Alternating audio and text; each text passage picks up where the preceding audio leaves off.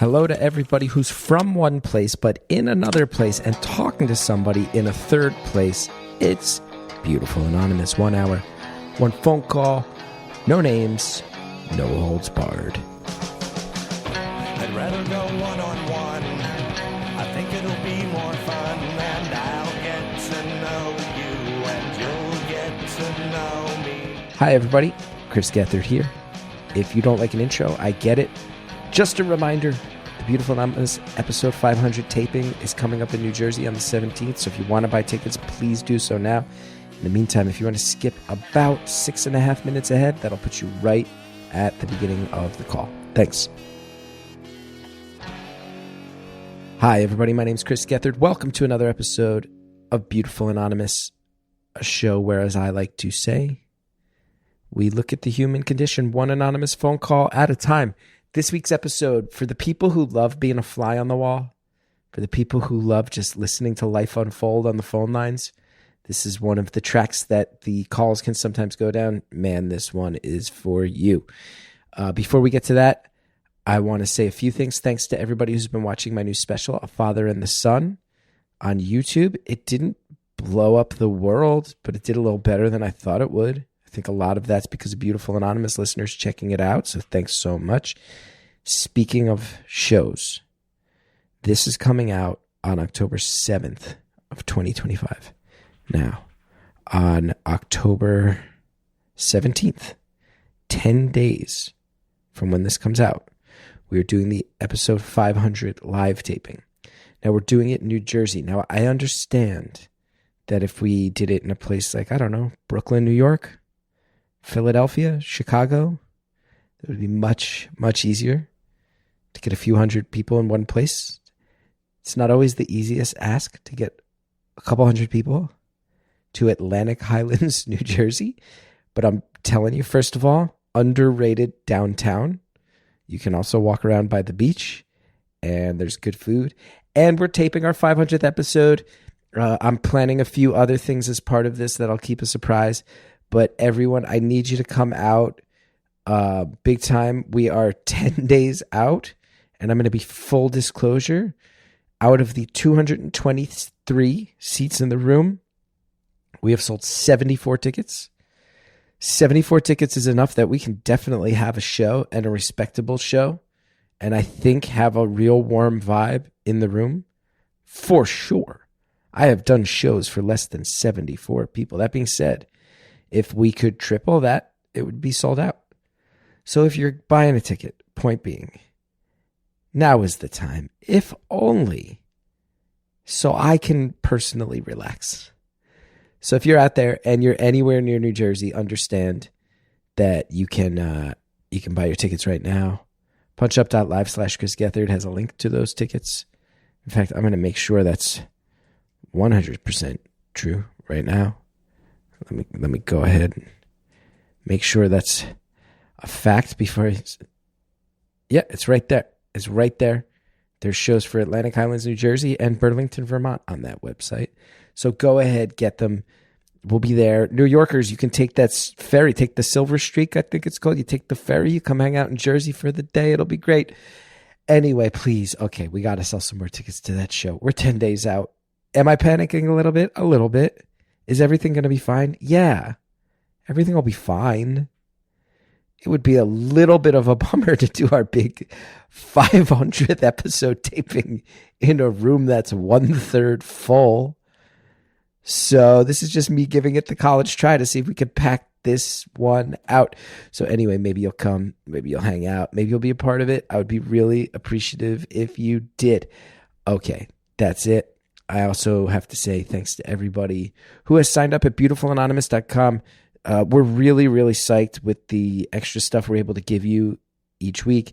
Also, the episodes are ad-free when you sign up, which right there I feel like is a high-value item.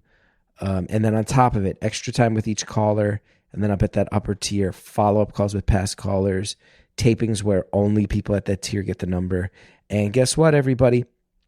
We're going to have some merch at our 500th episode taping.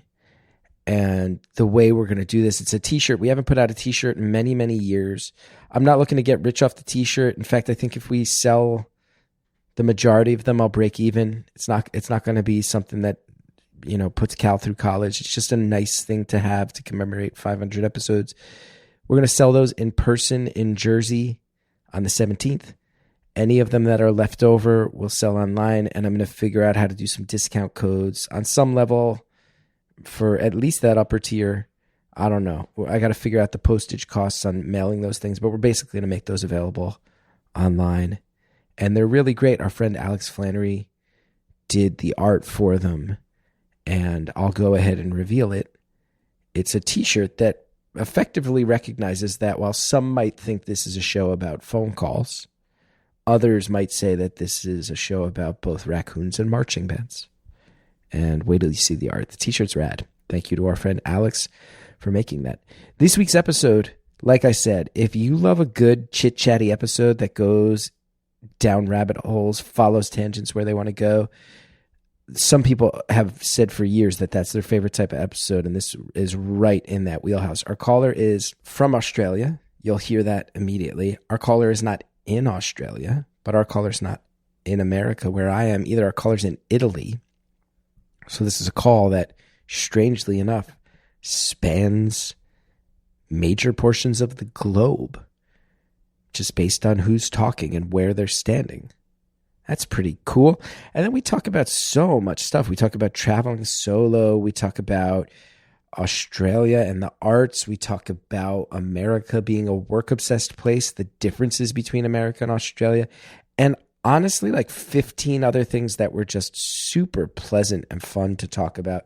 Caller is just engaging, so ready to bounce back and forth and listen, share, let us know who she is, how she wound up where she is, her thoughts on things. And I think it's just a really pleasant, pleasing call. So I think you're going to enjoy it so much. And I'm going to stop talking. Enjoy it.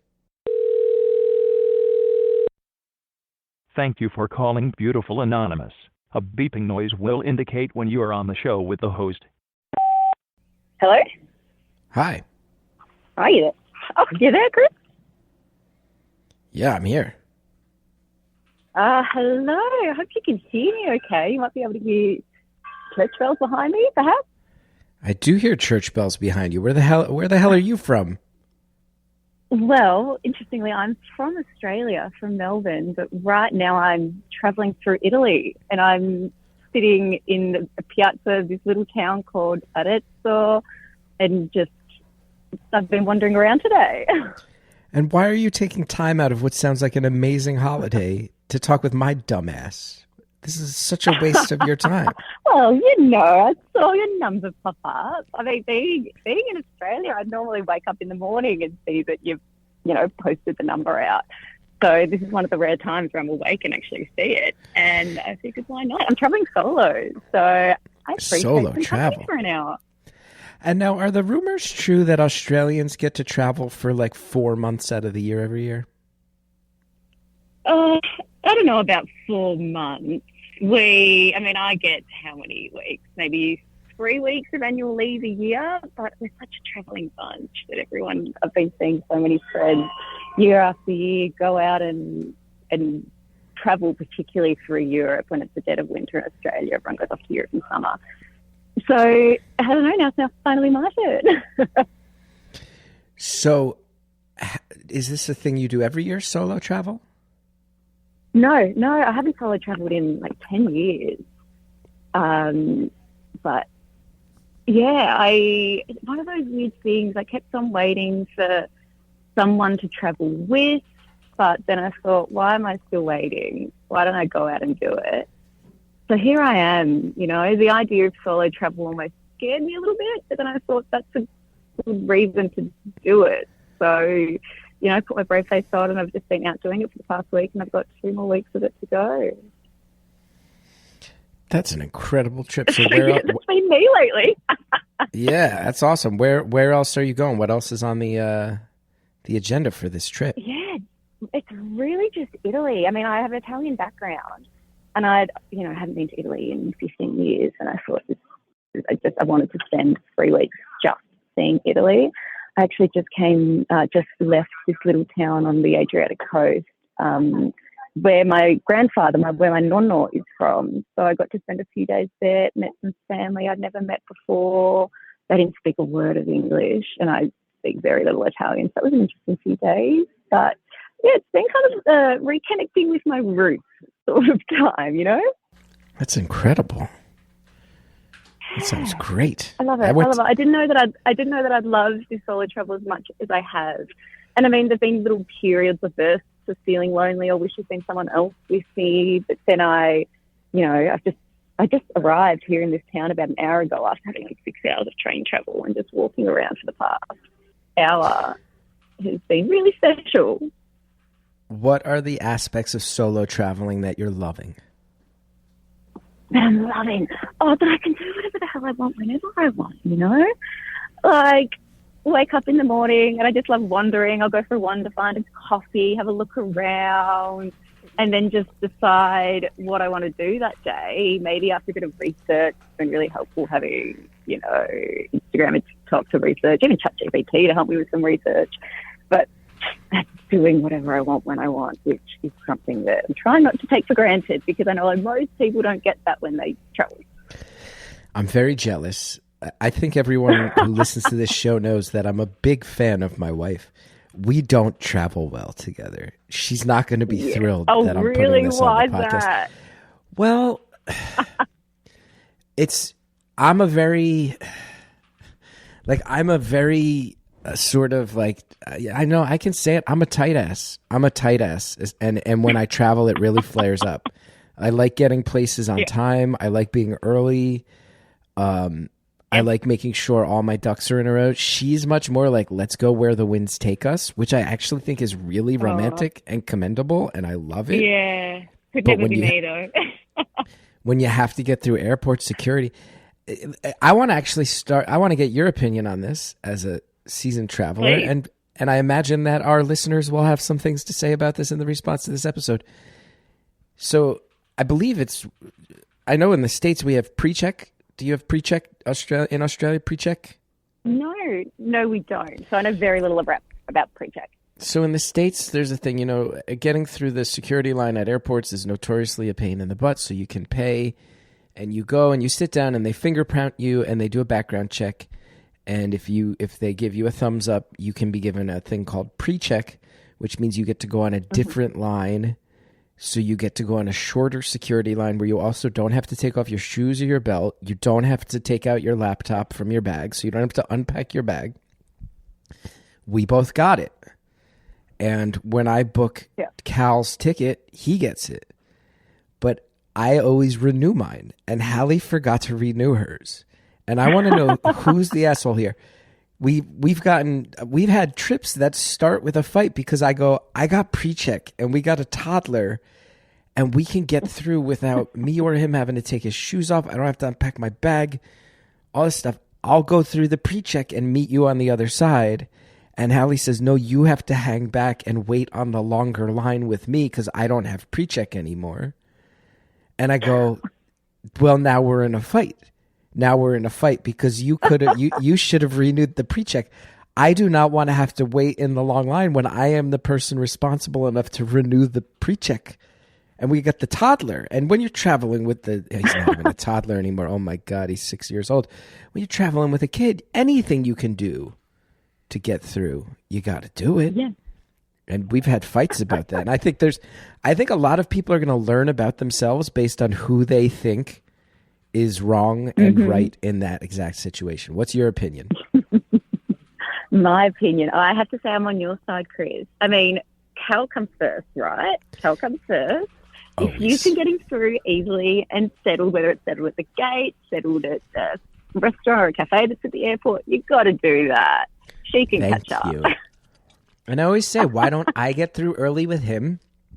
And we'll go buy some snacks, some breakfast or something. And then you meet us and you'll have a nice warm egg and cheese sandwich on a croissant waiting for you. She's like, no, we have to stick together. Yep, couldn't agree more. You'll have a table saved somewhere.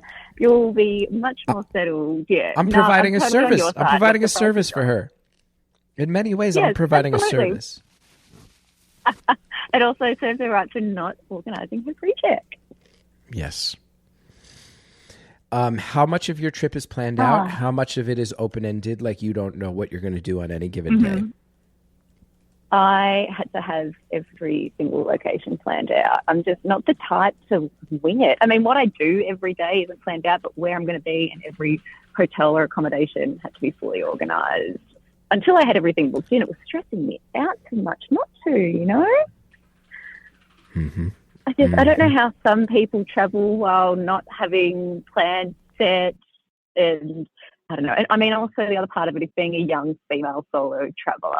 I couldn't risk, you know, arriving somewhere and not having a place to go.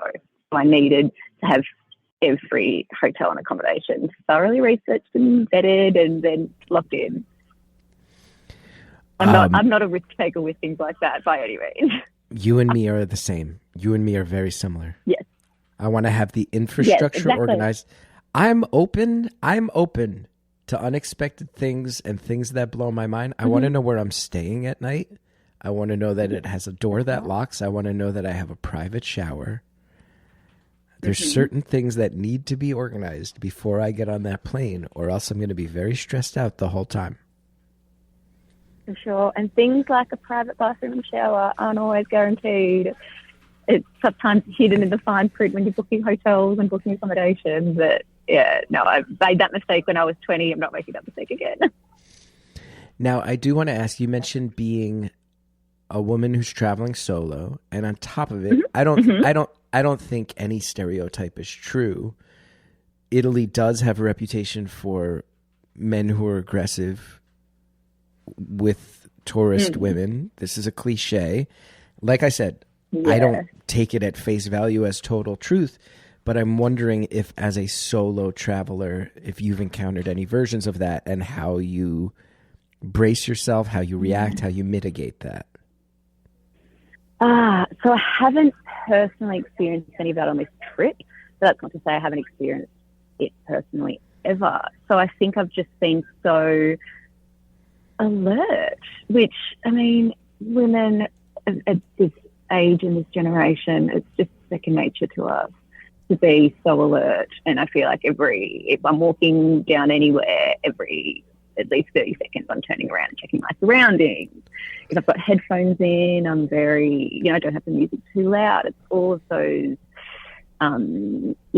safety measures that aren't, I don't just do them while I'm travelling. I mean, I live in Melbourne, back home in Melbourne. It's a very safe, big city. I've lived there my whole life. But that doesn't mean I'm not always aware of my surroundings. Women are taught that, and it's a necessity. So, no, long-winded way of saying I haven't experienced any issues firsthand here, but I'm always very aware of what's going on around me. Yeah, I think you have to be. And what are you leaving behind back in Australia? What's your work life like? What's your personal life like? I want to get a sense of who you are as you've set out on this great journey. Of course. Thank you for asking. I work in advertising in a small agency in Melbourne, and I love what I do. It can be a hard, challenging job. I do account management, production management, campaign development, big, broad mix of things for a broad mix of clients. So I love the challenge, and I've been doing that. I've been in the same agency for 10 years now, which is a crazy, crazy thought. It was first job out of uni, started as an intern there, and just have never felt the need to leave. I really love it where I am and love that job and that life. So I think if I were to change jobs, I'd probably be changing career and doing something totally different. I don't think I'd move to another agency or another advertising or marketing role. But yeah, it felt so nice to leave that for the next few weeks. And just, turn on my out of office on my emails, set off on annual leave. Yes, so that's the furthest thing in my mind at the moment. My work, my own life. And personal life. But I mean, I'm so lucky that I live, personal life. I live on my own, so that makes up and leaving for a few weeks really easy. Don't have any kids, so no dependents. So I know this isn't something I would be able to do forever. So it's made it a bit easy to just head off on this big adventure, as you said. Yeah.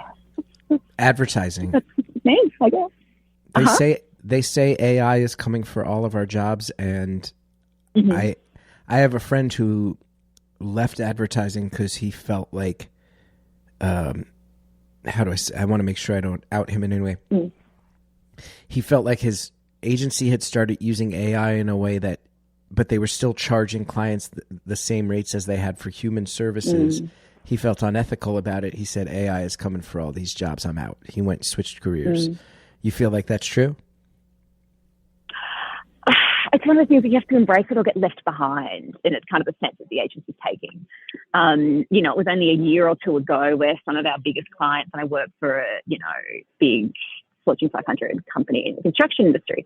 And for the long, you know, for a few years they were saying, no AI, we can't use AI, it's not allowed. And it was almost like within the space of a week, all of the different marketing contacts from this same company said, how can we use AI? What can we do about it? How can it reduce the cost for what we do? So we had to embrace it as a company, but while we were already doing it in the background anyway, like image development, the design team are using AI for a while, the copywriting team have been using AI for a while, me and the account management, project management team, we've slowly started embracing it. But it's like every industry, right? Use it or get left behind. And while I don't know that it's definitely taking jobs, that's for sure. And the key example I have of that is we often produce radio ads or just video ads that have voiceover. And already our clients are saying we need to save costs. Can we use an AI voiceover? And I think of these poor VO artists who that was a job that they would have gotten that job as that VO artist. Sorry, they're the church bells again. But, you know, suddenly they don't have that job anymore because we're hiring and casting, quotation marks, an AI voiceover. That was a thorough and fair answer. I respect the fact that I believe what you're saying is truth, while I also have major misgivings about the future because of AI. I think I have a feeling we're going to go through a few really shitty years of bad art and obnoxious commercials and weak, lackluster, watered down entertainment. And it'll never fully bounce back to what we grew up with, but there will be a cultural movement that says, I want human-made things. And I want to support companies that make their products AI free. And I wish we could just skip to that part where we would see where this would all land. I know. It's just the unknown that I'm so wary and cautious of it. Just because I'm such a supporter of creative and creative arts, and I mean, being in a creative field or working in a creative, even just in a creative office surrounded by creative people, we have been hesitant to use it for a while, but we feel like we need to, now that clients are saying outright, no, use AI for this project. We use it, we jump on board.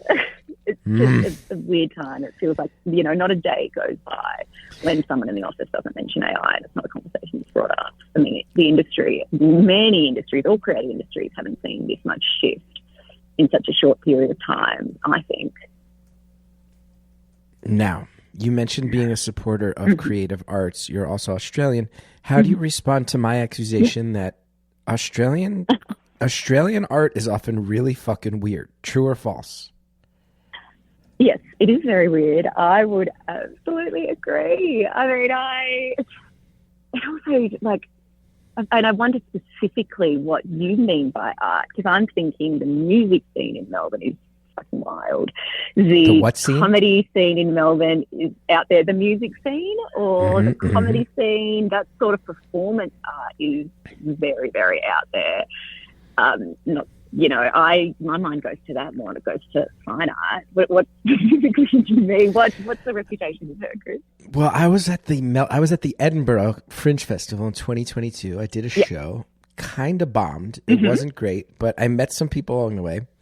And one group that I befriended were these very, very kind Australian performance artists who their deal was that they dressed up as bees and juggled and rode on unicycles and also did physical stunts. And it was it was very kid friendly and maybe even leaned towards being for kids, but was not necessarily a kid's show. But they were effectively juggling acrobats who dressed as bees and rode unicycles. And they were lovely, kind people. And I went and saw their show. Yeah, cool. It was a good show. But I remember when I got to know them, and, the Edinburgh Fringe Festival, all the Americans who go, oh, man, it's so expensive and this and that. And they go, well, we're subsidized by the government. And I said, excuse me? I said, yes, the Australian government has stipends for artists and we are paid to do this. I said, my government won't give us the ability to see doctors. My government will not give us money to see doctors. And your government will give you money to dress up as bees and ride unicycles while juggling bowling pins? Yeah, it's wild. Australia rules. I gotta go. That story rings very true. But please do. I mean, we've got fringe festivals all around Australia. The Melbourne Comedy Festival is just such a highlight of the calendar in Melbourne. So come down and do a show. I don't know what your audience is like in Melbourne specifically, because anyone I totally consider anonymous, they don't know it and they don't often listen. But come to Melbourne. I feel like people are weird enough to get into what you've got going on. I have to go. The comedy festivals there are legendary. The Melbourne Festival you mentioned, the Adelaide Fringe, a lot of people love them.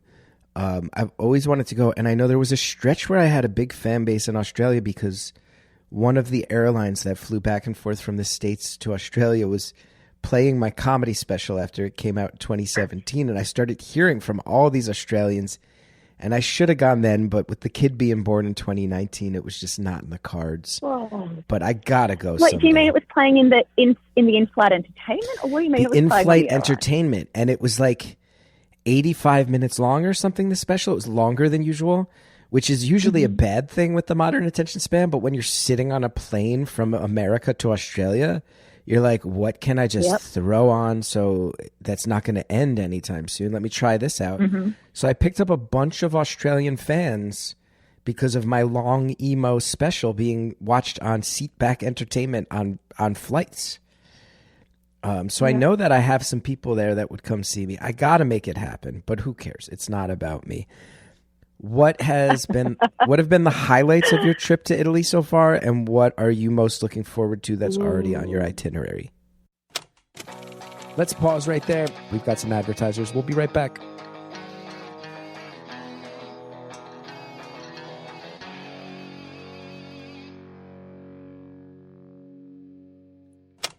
This episode is brought to you by IQBAR, our exclusive snack and hydration sponsor.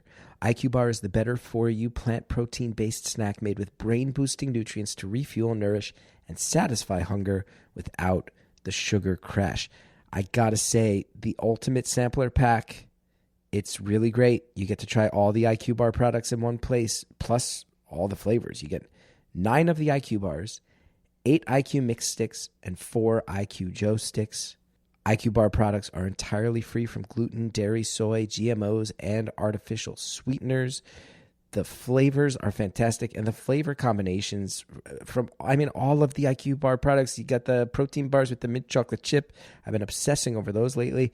My favorite hydration mix is blueberry pomegranate, and we're going to talk about this coffee, the toasted hazelnut, like right there.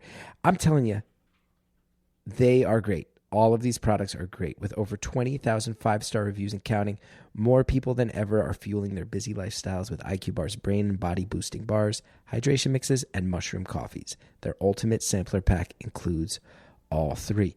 Just this morning, my wife woke up and made herself one of the IQ Joe, as she calls them, coffee sticks, and it made the whole kitchen smell good. It was great. I'm on the other side of the room eating an IQ bar for breakfast, as I do most mornings, because I feel like it's a great way to kick things off. And I say it all the time. As we get to fall, let's remember, everybody, cold season's coming up, flu season's coming up. IQ Mix is a secret weapon. You're going to want some of that in the cupboard. to just have it on hand because it's an incredible rehydration drink and it tastes good too. Right now, IQBAR is offering our special podcast listeners 20% off all IQBAR products, including the sampler pack, plus free shipping. To get your 20% off, text BEAUTIFUL to 64,000. Text BEAUTIFUL to 64,000. That's the word BEAUTIFUL to 64000. Message and data rates may apply. See terms for details. So happy to talk once again about my friends at Audible. Audible has been very supportive of me over the years. Also, fantastic work in Newark, New Jersey. I got a lot of love for Audible. And speaking of love, guess what, everybody? Audible's romance collection has something to satisfy every side of you. When it comes to what romance you're into, you can't be pinned down unless the type of romance you're into it involves being pinned down. They have that as part of Audible's romance collection. Just to be clear, point being, this is an invitation to have it all. Maybe you fancy a dalliance with a duke. Maybe you want to shack up with a sexy billionaire. Maybe you want to find a book boyfriend in the city and then another one out on the hockey field. Maybe nothing on this earth satisfies you. Maybe you need to read a romance book that travels to another realm then, if Earth isn't doing it for you. Point being, this romance collection is legit, and everyone knows that romance is a very hot genre right now. Go to a place where go to Audible. They have it all in one place for you, all different sorts. It's great. Hear modern rom-coms from authors like Lily Chu and Ali Hazelwood. The latest romantasy series from Sarah J. Maas and Rebecca Yarros. And Regency favorites like Bridgerton and Outlander. Plus, let's be clear, a lot of the steamy stuff too. You want all that steamy stuff? Audible's romance collection has the steamy stuff, my friends. Your first great love story is free when you sign up for a free 30-day trial at audible.com/beautiful. Fall is here, everybody. It's time to slow down. And it's time to spend a little more time at home, right? Summer's for being outside and on the go all the time. But fall, you really lock back into the comforts of home. Speaking of the comforts of home, you need soft sheets. You need good blankets. You need cozy evenings. You need Boll and Branch, specifically Boll and Branch's bed bundles. These bed bundles have the softest, most extraordinary layers for crisp fall nights. Boll and Branch's bed bundles are perfect for creating a sanctuary of comfort. Effortless upgrade right here. Okay, you get everything you need with the ease of a click. These bundle options, they are there for every kind of refresh you might need, from new sheets, new blankets, or if you want to go big, a complete transformation. There are bundles for every kind of sleeper with curated bedding for your coolest, coziest, or softest night's sleep. They are made with the highest quality 100% organic cotton in durable designs and customizable colors, and they come with a 30-night worry-free guarantee. I have the Boll and Branch waffle blanket. I also have the Boll and Branch sheets, and I'm going to tell you something. When we take those sheets off to wash them, I'm always a baby until they come back, because those are the best sheets. But the good news is when they do come back, they get softer over time. And I don't even know how the technology on that works, but it's very real. Boll and Branch makes upgrading your bed easier than ever with curated bundles for a sanctuary of comfort. For a limited time, get 20% off bed bundles plus free shipping and returns at bollandbranch.com/beautiful. That's Boll and Branch, BOLLANDBRANCH.com/beautiful to save up to 20% and unlock free shipping. Exclusions apply. Thanks to all of our advertisers. Now, let's get back to the phone call. What have been the highlights of your trip to Italy so far, and what are you most looking forward to that's already on your itinerary? So the highlight has been spending time with my family. That, again, I'd never met this family. They're distant relatives. My grandfather and their grandfather were cousins. So I don't know what that makes us, fourth cousins maybe. But we have the same surname, so they welcomed me with open arms. So just getting to spend a few days with them was unbelievable. You know, hanging out in their house, they were so welcoming.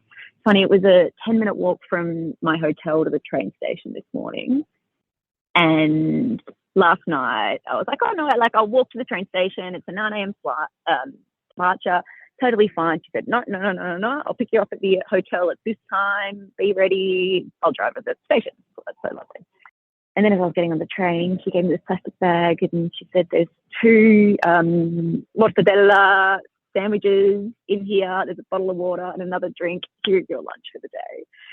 And I mean, I almost cried 2 days ago. I'd never met these people. And there they are, just feeding me and making sure I was well on my way. They were very much like, if you run into any trouble wherever you are in Italy, please call.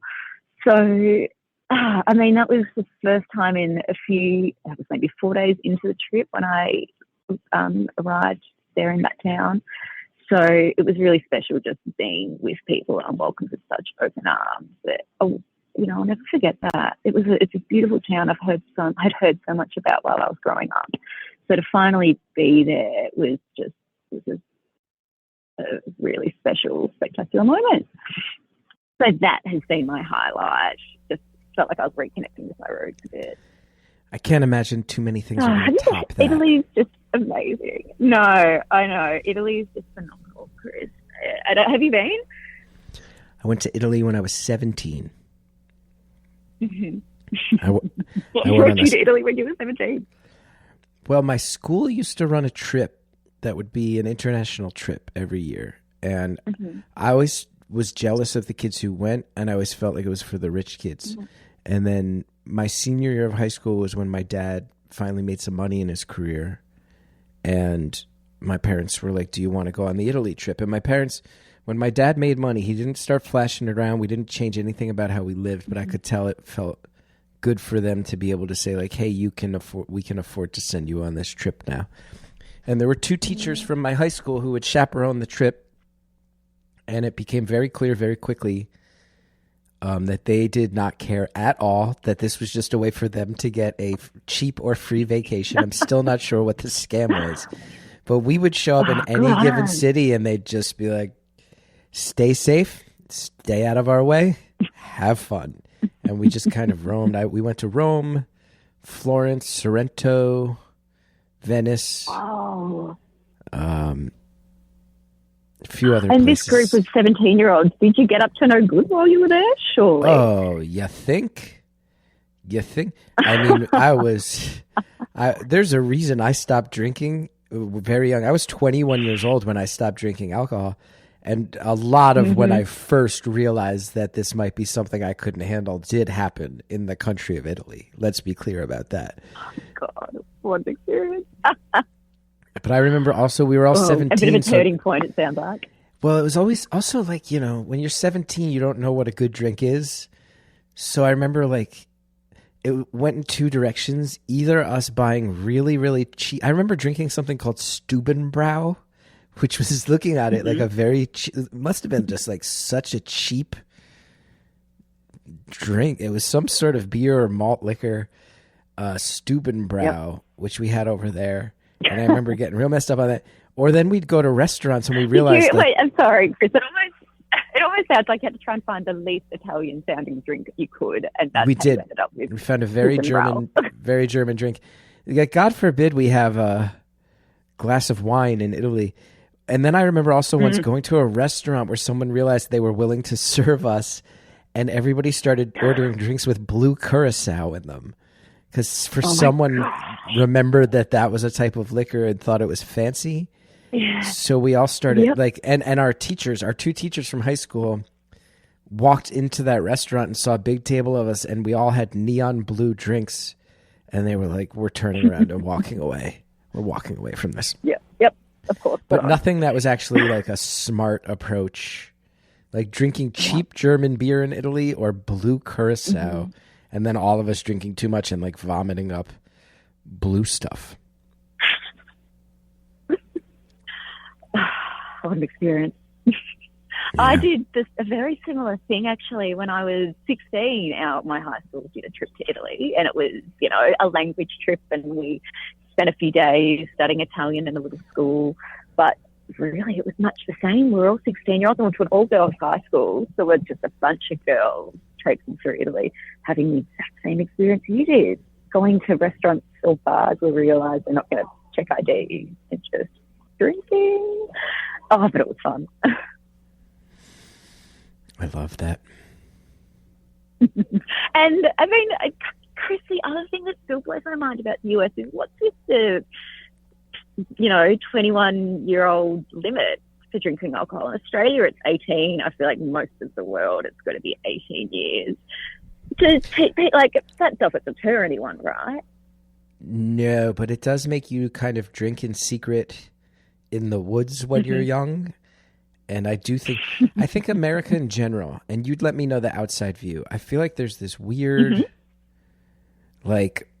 let's be puritanical about stuff in a way that's not totally natural to the rest of the world. Mm-hmm. And then the rest of the world looks at us and goes, and this is why you have so many problems. If you're not allowed to drink when you're 18, you're going to go sneak it. And then you're going to go get real fucked up when your parents aren't around. And you're going to, like I said, every American will go the amount of times that we all were drinking secretly in the woods in our teenage years. And then you drink to excess because you don't have easy access to it. You go, well, the rest of the world, it's it's 18. And then if you're home with your parents, kids have glasses of wine at 15 and 16. Figure it out. And that's probably more normal. It's probably more normal. Yeah. I mean, we Aussies were hiding drinks when we were 16, 17 and drinking behind our parents' backs. But, it also kind of reduced the novelty a little bit when we were 18, 19, 20, that, it was less of a novelty. And I feel like I kind of pulled back on the binge drinking teen years that I had when I was 19. That's when I felt more mature to tone it back a little bit and swapped out the vodka and sodas for a glass of wine. But again, only my experience. It still is wild to me that you have this 21 drinking age. And the voting age must still be 18 though, right? And the driving age is 16? Most places the driving age is 16. In New Jersey, I believe it's 17. Voting is 18, drinking is 21, renting a car is 25. Okay. Does that make any sense to you from an Australian viewpoint? No sense.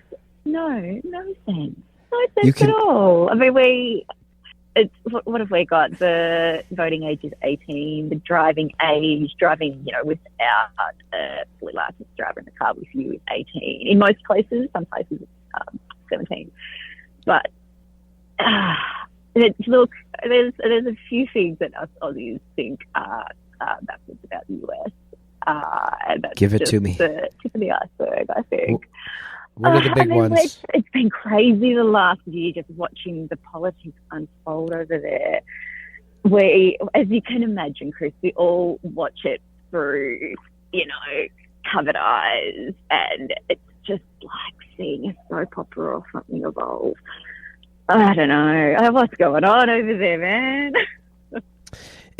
I need to be clear to any other international listeners that I speak for so many of the Americans.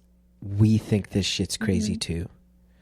And if anything, I think we probably are feeling this instinct that we should be doing more, but the level of consistency with how crazy this is I think kind of a shock and awe scenario where if we all started to protest in the streets, it does not feel like it feels like there's always more coming. So what do? Do you spend your whole life protesting in the streets? I think there's a lot of us looking around going, this is nuts. And we know it. Yeah.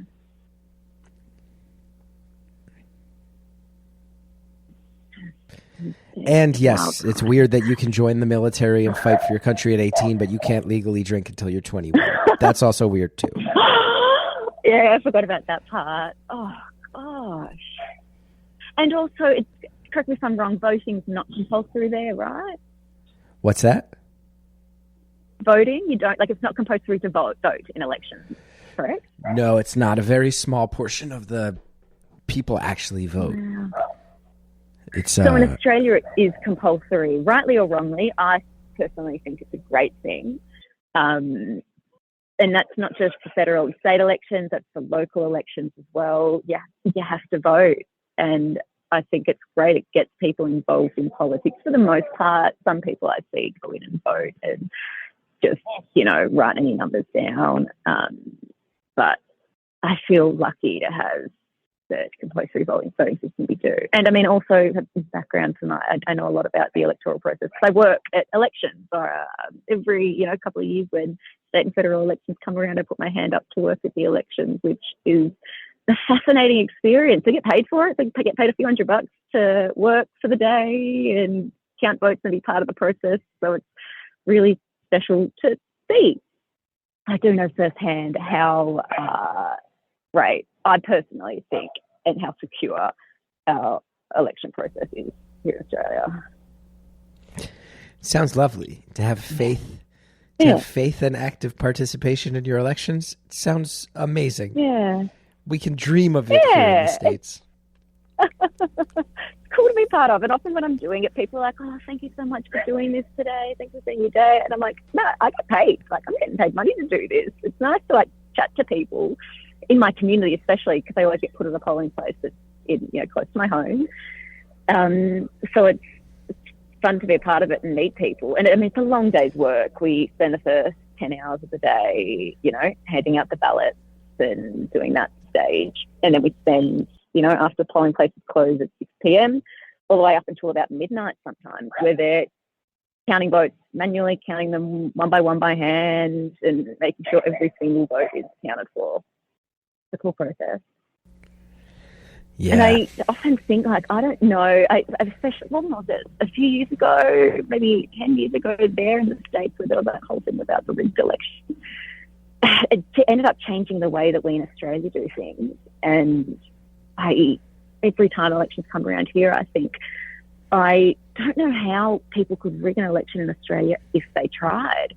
Seeing the process from the inside, we are so careful, and there are scrutineers from all the political parties looking over our shoulders during the night while we're counting and making sure that not a single ballot is put in the wrong pile or is counted for the wrong party. But lucky that there's just, and every vote counts, and we've got such a secure system that I don't know how people could contest it if they wanted to. Have you been to the States? I have, yeah. I actually did a study abroad for a semester in a college in North Carolina and had an absolute ball, Chris. I did the college thing for the semester and partied. I was 19, so I had the time of my life there. Did it strike you as a weird place when you lived here, or is it more that America is weird in theory? Maybe you could phrase it. Is it the ideas of America are weird versus the experience of having lived here for a while? Right now, the idea of America is weird in theory. While I was there, I mean, I was young. Again, I was 19, and it felt like everything was out of the movie then. And I was shocked by how stereotypical the college experience was. I didn't think it would be as stereotypical, but, I did the whole frat party thing, and the college looked like something out of a movie, and so that was a surprise. But, look, Australia and the US are so different in so many ways. I didn't expect to have the culture shock that I really had while I was there. But fun to see. And look, I mean, I traveled around the US, and that was when I traveled solo for a couple of months, met up with people along the way, but again, did that when I was 19. And really got to see how many different sides of the US there are. It wasn't just this city in North Carolina that I was in. There's just such diversity and such divides as well, which I'm sure you know too well. Mm-hmm. Mm-hmm. I've heard consistently that people not from America who study abroad here are very tickled that the red Solo cups are a real thing at college parties. Yes, Absolutely. And red solo cups you can get in Australia now, but at the time you couldn't. I had never seen one in real life until I got there. So yes, that was a nice little joy. And even like playing beer pong was fun. The price of drinks, I don't know if it was just where I was, but you know, you could go to some places and drinks for $1. There was one particular bar that had a small cup of the most watered down beer that was a quarter, 25-cent beers. So we'd go there and just get as many quarter beers as we could to start the night. Definitely can't get any of that in Australia. And I mean, they did card you there. They were very careful being a college area, but I was lucky I had brought my sister's ID. And I hadn't used a fake ID since I was 17 in Australia. And then when I went to the US at 19, I had to ask my sister, can I have your ID again? So she luckily gave it to me so that I could just drink and do all that thing. And it didn't feel illegal to me because I was like, I'm 19. I'm allowed to do this in Australia. But, you know, I'm also certain those bouncers looked at your Australian ID and were like, I'm not dealing with this. Like, well, okay, go inside. Whatever is happening here, go inside. Yes, for sure. For sure. And I mean, the dates are, I was about to say backwards, but the right way around. We do day, month, year, so that confused a lot of people. They just seeing a license they'd never seen, they just let me in. I look close enough to my sister, so it was fine. Oh, but that was fun. I love doing that college thing. I'm so glad I did it. I like that we've heard about Australia. I like that we've heard about your experiences in America. And I'm wondering, just as an experiment, because this is truly an international call, in the present moment when you look around Italy, what are you seeing right now? I want you to walk us through what you're actually experiencing as you sit here and chit-chat. So I've sat down just because I didn't want any patchy audio. But Chris, have you ever seen the film Life is Beautiful or La Vita è Bella? Yeah. It's an old Italian film. So that was filmed here in this town of Arezzo. And right now I'm sitting in the piazza, what's it called, so that you can look it up, Piazza Grande. And it is just exactly something out of the movie. I'm watching people go and having their cocktails and their aperitivo, and I was about to sit down and have an aperitivo, but I thought I better just sit here. I'm sitting on the steps of the church that's right behind me. The sun setting, it's just the most spectacular place to be to be taking this call, really. And I mean, it's also beautiful. Particularly strange, Chris, because you've been almost accompanying me on this trip so far. I mean, it's been a week, but anytime I find myself sitting down for a drink, I try and avoid looking at my phone. I do a bit of people watching. But I've just been playing Beautiful Anonymous just because it sounds like some company. I'm used to doing that around the house because it's nice to have voices around the house. So you and the caller have been accompanying me on this trip. So this is extra special tonight. I feel so lucky to be a part of this trip. That's incredible. Of course. Thank you. And look, I know that's the same for so many of your listeners, Chris. You keep us company. Callers keep us company. Yeah. You're a comforting voice, I'll tell you that much. And when you get back to Australia, what's it look like when you get back in the rhythm of your life? When this adventure, getting back in touch with your roots, bopping around Italy, what's it like when you get back? I like to think I'll come back a changed person, but I don't know. You know, I was like, life will catch up quickly, and I need to get back into the rhythm of work and life. I do want to I want to learn Italian again. I used to speak reasonably fluently because I would speak with my grandparents who are no longer with us. So since they passed and since I stopped studying Italian in high school, I had no reason to keep learning it. But this trip has reignited my love for the language. So I'll probably get back into learning Italian. Yeah. That's cool. Yeah, and then I guess just getting back into the rhythm of life. I'm a runner, but I'm an injured runner. So once I get back, I'll get straight back into my running again. And particularly coming into summer, I love, in Australia, love running in the heat. So that will be nice to get that little part of my life back again that I've missed for the last few months. I feel like every time I talk with an Australian person on this show, I am reminded that I think myself, but I also think a lot of Americans.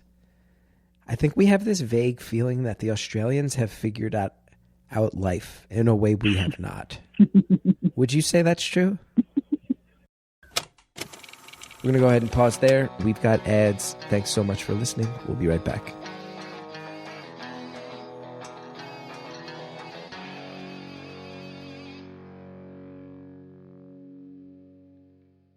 This episode of Beautiful Anonymous is brought to you by Wild Grain. Wild Grain is so good. I'm already not even reading the copy. Let me read it, and then I'll keep telling you how good it is. Wild Grain is the first bake from frozen subscription box for artisanal breads, seasonal pastries, and fresh pastas. Plus, all items conveniently bake in 25 minutes or less. Unlike store-bought, Wild Grain uses a slow fermentation process that's easier on your belly, richer in nutrients and antioxidants, and made with simple ingredients you can pronounce. Wild Grain's boxes are fully customizable, and they're constantly adding seasonal and limited-time products for you to enjoy. In addition to their classic box, they now feature a gluten-free box and a plant-based box. I got to tell you guys, my mind was blown. Wild Grain is an experience. I had so much good stuff baking in my house that neighborhood children kept showing up all week long.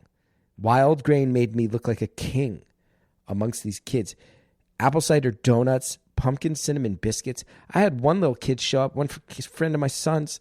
He's like, I don't like biscuits. Next thing you know, he's like, give me more biscuits. The biscuits were so good. He could not get enough. It's easy. Everything moves quick. And it's such a good middle ground because it's good quality stuff. It's fresh. It's not like you're just throwing it in the microwave. You take a little time and bake it, but then you have legit bakery quality stuff coming right out of your oven. Wild Grain is incredible. Absolutely incredible. And like I said, it's not a joke. All of my son's friends in the neighborhood were showing up at my house at like 7:45 a.m. to be like, what are you baking today? And it's all because of Wild Grain. This fall, treat yourself and your loved ones to warm sourdough breads and seasonal baked goods from Wild Grain.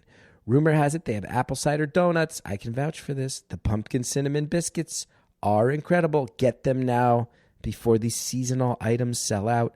For a limited time, Wild Grain is offering our listeners $30 off that first box, plus free croissants in every box when you go to wildgrain.com/beautiful to start your subscription. You're honestly going to love it so much, and it's no joke. Free croissants every box, $30 off your first box when you go to wildgrain.com/beautiful. That's wildgrain.com/beautiful, or you can use the promo code beautiful at checkout. Do not miss their seasonal products. It's legit. Wild Grain is super high quality, really, really great. You're going to love it. Fall is here, and with it comes the back-to-school rush, early morning drop-offs, after-school activities, football games, and those last-minute supply runs. And let's not forget the extra trips for groceries, coffee, and gas as these days keep getting busier. All of that adds up fast. You're going to want the Upside app. Upside is a free app, and it's an easy way to earn real cash back every time you fill up your tank, grab a bite to eat, or stock up on essentials. Whether you're driving across town for a soccer game or picking up snacks for the school lunchbox, Upside helps you keep more in your pocket. In fact, Upside has given back $1 billion to its users to date. That is not a joke. $1 billion. That should be jaw-dropping to you, and I hope it is, and I hope you're listening. The free Upside app gets you cash back on daily essentials like gas, groceries, and dining. There's over 100,000 gas stations, grocery stores, and restaurants on the Upside app, ensuring that cash back is always just around the corner. And yeah, it's real cash back. It's not confusing rewards or points or credits. It's actual money you can transfer straight to your bank account. Then you claim an offer for whatever you're buying on Upside, pay as usual with a credit or debit card, follow the steps in the app, you get paid for it. People can earn 3 times more cash back with Upside than any other product. This includes loyalty programs and credit card rewards. $1 million cash back is being earned by users each week. There is no reason to just leave money on the table. Go get the Upside app. I use it. You should be using it too. It's easy. It's simple. It's very, very quick to integrate into your existing routine. And the next thing you know, all these things that you have to do anyway, get gas, go out to eat, grocery shopping, now they're making you money, okay? You're going to organically weave this right into your life. Upside has given back $1 billion to its users. To find out how much you could earn, download the free Upside app and use the promo code BEAUTIFUL to get an extra 25 cents back for every gallon on your first tank of gas. That's an extra 25 cents back for every gallon on your first tank of gas using promo code BEAUTIFUL. Delete Me makes it easy, quick, and safe to remove your personal data online at a time when surveillance and data breaches are common enough to make everyone vulnerable. Delete Me does all the hard work of wiping you and your family's personal info from data broker websites. These data broker websites, if you start looking into them, they will scare you bad. It's wild how much info is floating around out there, and Delete Me knows that your privacy is worth protecting. Sign up and provide Delete Me with exactly what info you want deleted. Their experts take it from there. They send you regular personalized privacy reports showing what info they found and what they've removed. It's not just a one-time service. One of my favorite times, every now and then I get my Delete Me report. They're always out there working for you, constantly monitoring and removing the personal info you don't want on the internet. There is a reason the New York Times Wirecutter has named Delete Me their top pick for data removal services. I am telling you, I had a stressful stretch of life about a year or so ago where it really felt like, okay, I've got a family, I've got a home, I've got a kid. There's people acting inappropriate on the internet, and it's starting to get a little freaky. Then you start to realize, man, the real life info is all out there. Delete Me. I started using Delete Me. I felt so much peace, so much more at ease, knowing that I was working with the absolute top of the top when it comes to protecting that info. And I felt like I was doing my part to keep me and my family a little safer. That's real. Take control of your data. Keep your private life private by signing up for Delete Me, now at a special discount for our listeners. Get 20% off your Delete Me plan when you go to joindeleteme.com/beautiful and use promo code beautiful at checkout. The only way to get 20% off is go to joindeleteme.com/beautiful. Enter code beautiful at checkout. That's joindeleteme.com/beautiful. Code is beautiful. Thanks to all our advertisers. Now let's finish off the phone call.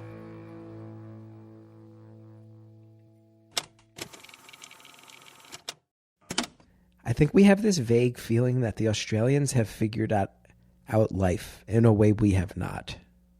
Would you say that's true? I want to say yes. But, I mean, Australia's got its fair share of problems and challenges at the moment.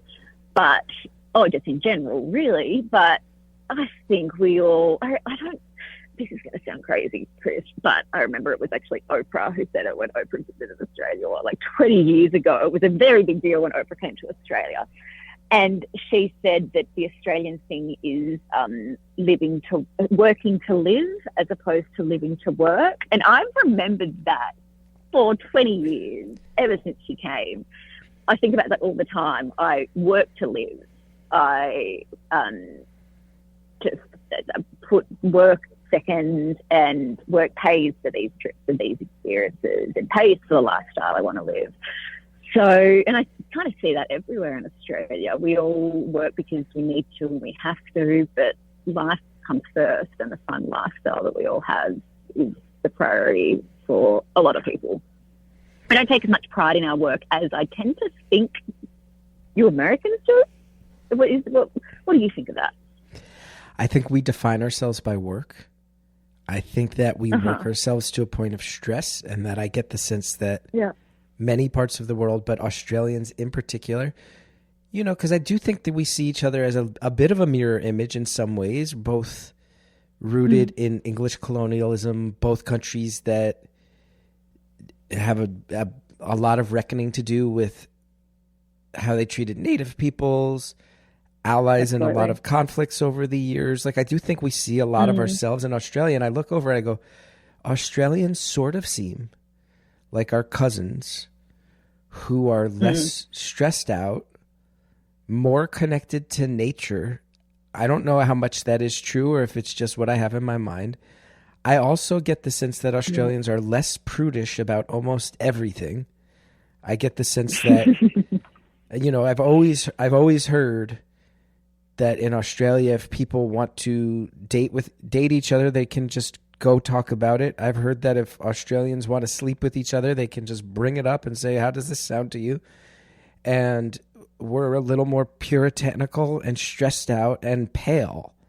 Whereas Australians, I think, are more freewheeling with their ability to express what they want in life, less stressed out, and tan. Those are my basic feelings on the matter. Yeah. Look, I tend to agree, and hearing that from you is better than me having said it, because I think you're right. We are a much more laid back community of people for the most part. And again, we've got our challenges and the real divide with we call them First Nations people, the Indigenous Australians. That's just a real challenge to see continue unfold in Australia. So there's alignment there. So many bells at the piazza. No, in the piazza. It's not every time I hear the bells, I think I was an hour gone by. But no, they don't ring every hour. They just ring whenever I want. Yeah, I've lost my train of thought now because of those bells. You're basically talking about how Americans are pale, stressed out dorks. We're just pale, stressed out dorks. Yeah. But you know what? I would have thought Australians got it all figured out, but then I see how some of these people in Italy live. And again, look, I was only there for a few days. I saw this little town on the coast, but they've got stuff figured out, Chris. The family owns this shop, like a clothing store, fashion store, and the shop closes at midday. They are closed for 3 or 4 hours and they reopen at 3:30, 4 o'clock. They'll go home for lunch, go home, have a nap. Like, that's living to me. What a way to do it. That's the best. Yeah. So, I don't know, the Italian lifestyle seems pretty amazing to me. What are some other places you've traveled, and give me like the one sentence breakdown of where they exist on this scale of having it figured out? You really appreciate how Italians have it figured out. Yeah. You do rank Australians above Americans, although below Italians. Mm-hmm. Are there other places you've been where you're like, you know who's really got something good cooking? I want to hear your reviews. So I'm not as well traveled as I wish I was. I spent some time in Vietnam a couple of times. I almost studied in Vietnam back when I was at uni, and I was choosing between do I want to do a semester abroad in the US or a semester abroad in Vietnam. And I think I'm glad I picked the US, but I wish I could have done both, because I was in Ho Chi Minh City. I even got to tour the university grounds while I was there, and it was beautiful. So that seemed like a fun way to live. And Australians love Bali in Indonesia. And I get that when you go to Bali, that is not a realistic lifestyle. But still, seeing the way that some of these Balinese people live, they just live at a lovely slow pace in this beautiful tropical sunny environment. And so much of the community of Bali is all around, centered around tourism. But they're just such a welcoming people that, I don't know, I feel like there's lessons to be learned from every community across the globe, I think.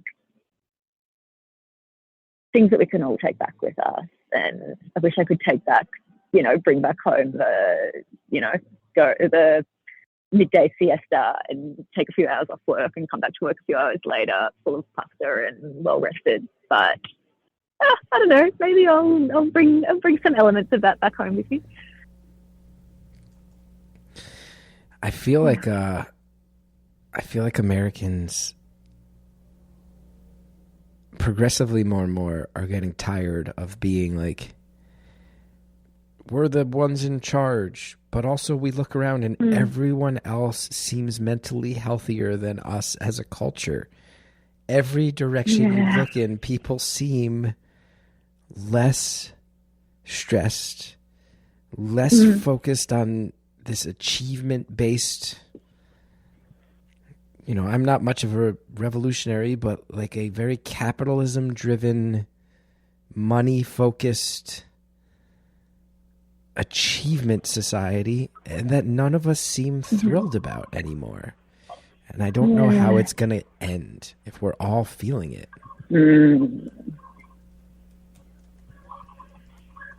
Okay, guys. We can't catastrophize it too much. You just do what you can. I couldn't hear that. What was that? There's some sort of peaceful, ethereal sounds in the background that made it hard to hear what you just said. Oh, it's actually, I think, just dogs that are barking over there under the portico. So Bunch they're of- really echoing dog bark. The sweet symphony of Italian dogs. Yeah, it's the sound of Italy. And remind me how much longer you're there? It's a 2 more weeks. So 2 3 weeks more total, weeks. 1 week down, 2 more to go. And I'm doing a 6-day tour, bus tour, travel tour thing. I thought I wanted to break up the trip a little bit, so not spend the full 3 weeks on my own. And I'm glad I did. Again, it'll break it up nicely. I'll get to see some new areas and be with a group of a mixed age group, which will be interesting. When I called up and asked how old people are on the tour, they said people booked on this tour, some people are in their 20s, other people are in their 60s and 70s, and I'm in my 30s. So I thought, all right, well, I'm looking forward to meeting and hanging out with some interesting mix of people. I love that. I don't know if I'm ever going to, outside of work stuff, am I ever going to solo travel again in my life? Probably not. Yeah. Do you ever, when you're doing work stuff, just extend it out for a few days and have at least a couple of days of that solo travel feel? I hope you do. Well, the answer is I don't, because again, I'm a bit of a workaholic, as are many of my country men and women.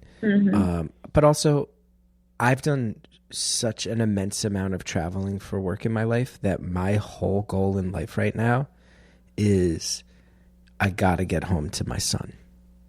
I got to get home to my kid. I'd rather spend the day with him than discover more about more American cities, and I've been, And that's beautiful. it's, I do think that priority is on target. And I think especially, I think that we were talking about how, that American workaholism, that American stress that the rest of the world sees and gets so confused by.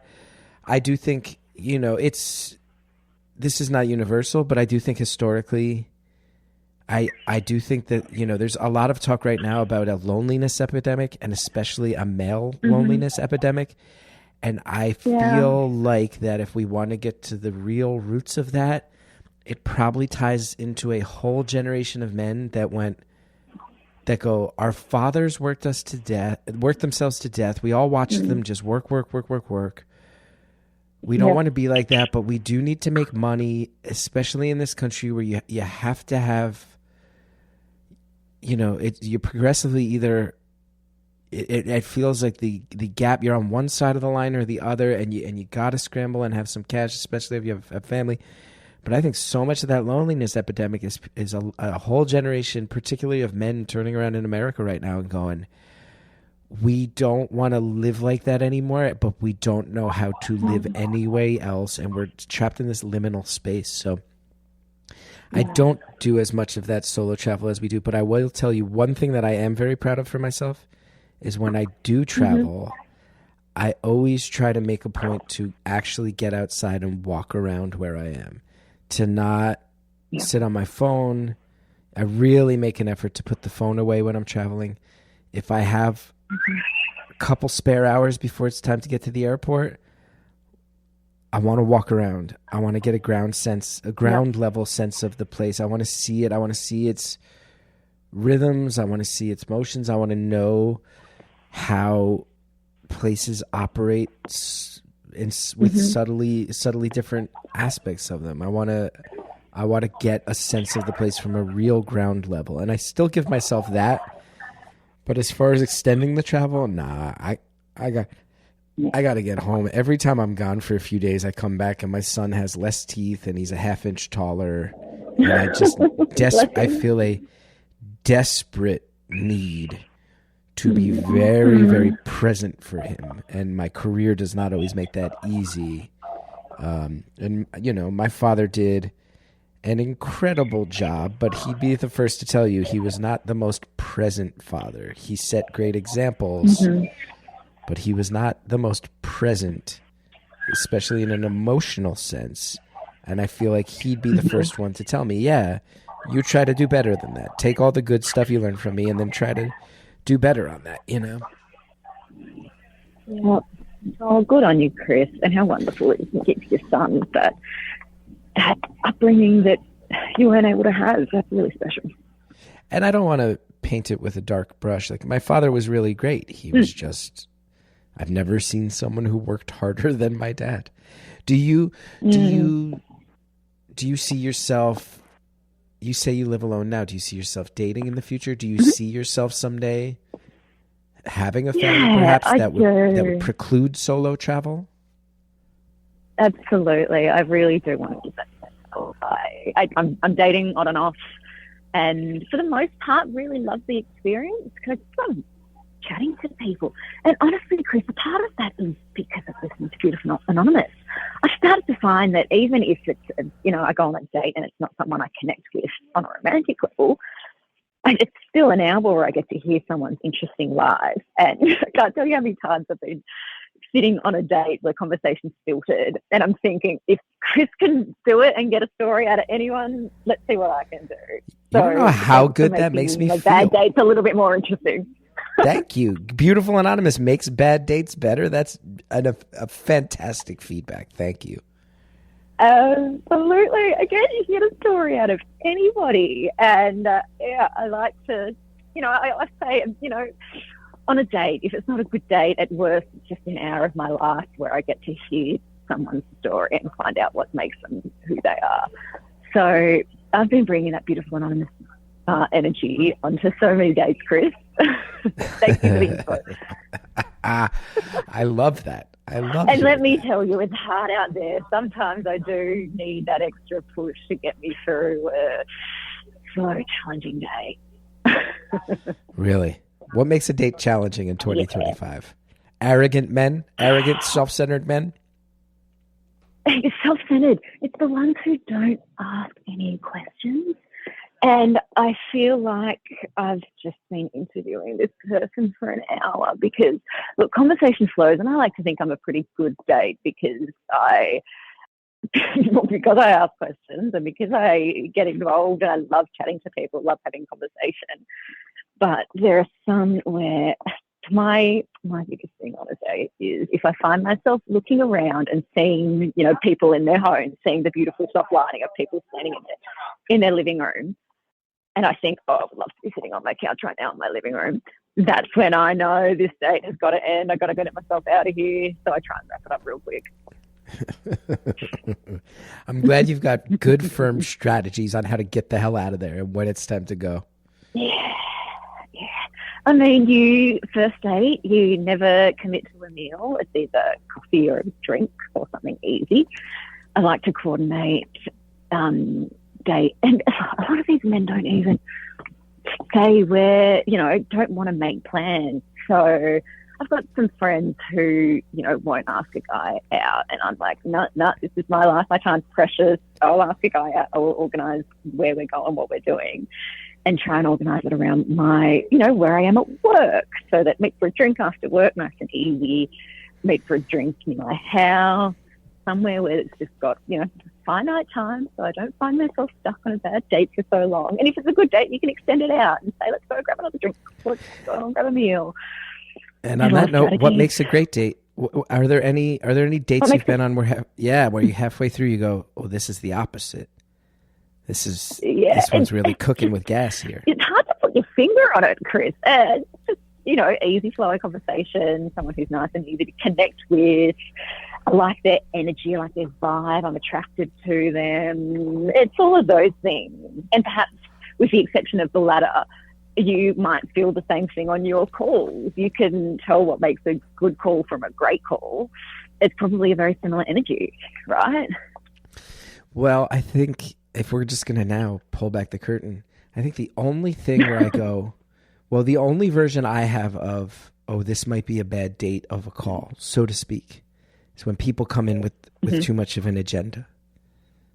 When it's too much, I've thought really hard about what I want this to be, and there's not actually give and take and listening, which is very similar to what you just described about a date. Yep. And on a date, I can tell within the first 5 minutes whether it's going to be a good date and a bad date. And I wonder if you know that have the same experience. You so within 5 minutes of a call, you've got Andrea to vet them for you. I need my own Andrea to just quiz a potential date before I go on it. There's definitely times where we've had a couple where I'm quite confused, and Andrea goes, the person didn't bring up any of this. They told me they were going to talk about totally different stuff. And I go, there's people, with an agenda. And just be honest about the agenda, and we'll get there.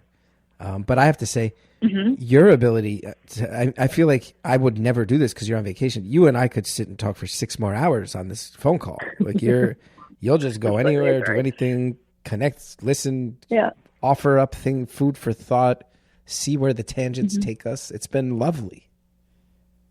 Yeah, it has. Has been lovely. And because you said, Chris, five minutes ago about how you like to get up and walk, I'm now walking through streets. I was also getting cold where I was sitting. So you let me know if the audio cuts out or I get into a bit of a black spot. But yeah, I'm walking through now. I love it. Thank you. The good news is our time on the free feed is at an end. So are you able to hang out for just a few more minutes to answer some questions for the people behind the paywall? I absolutely am. Thank you, Chris. And while everyone else is listening, I speak for myself and I hope I can speak for others. Just thanks for keeping me company on this trip. And while I'm home and out and about, what you've created here is beautiful and anonymous. It's really special and comforting is the best way I can describe it. Thank you. And I it really is the honor of my lifetime. And I've been lucky in that I've lived a cool life. But having the stewardship of this particular show is absolutely the thing where I go, I've had 500 of the best conversations anyone could ever ask for in their life. That's such a blessing. Yeah. So thank you. Yeah. Thanks.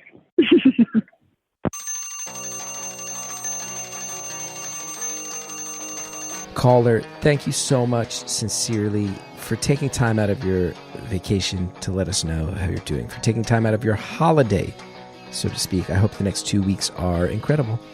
Thanks for sharing a little slice of them with us. Thank you to our producer, Andrea Quinn. Thank you to Shell Shag for the theme music. Go to punchup.live/Chris Gethard if you want to know more about me, including tour dates. Please, for the love of God, buy tickets to the 500th anniversary, 500th episode taping thing that we're doing. Anyway, we also have a voicemail. It's 973-306-4676. We're on Instagram at Beautiful Anonymous Pod. Don't forget to join the Facebook group, Beautiful Anonymous, the community. We'll see you there. Thanks for listening.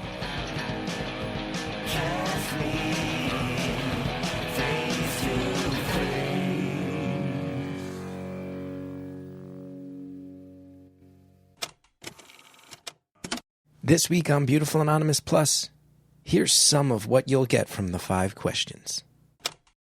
Is Australia aware that American parents are obsessed with Bluey? Do you guys know this is like a worldwide export that we sit there and... I'm slowly learning. Yeah, I can't believe it. American parents talk about Bluey with awe. Actual awe. Don't forget to sign up for Beautiful Anonymous Plus at beautifulanonymous.com.